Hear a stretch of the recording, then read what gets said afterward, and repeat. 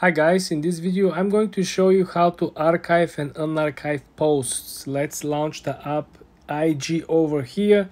So first of all guys, you want to make sure you're going to your recent posts. Let's say I would like to archive this particular video over here. All I gotta do is to click on the top three dots above the post, and the third option is to click archive.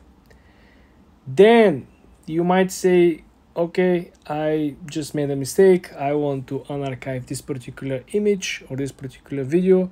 All you gotta do is to go back on your account and then to click on the top right corner where are the three stripes. You click on it and you can see the fifth option, it's archive. You click over here and you will find all the videos, stories, images, everything that you archived. All you gotta do is to click on the image or video and then click unarchived and it will pop out back again. Subscribe and follow for more, guys.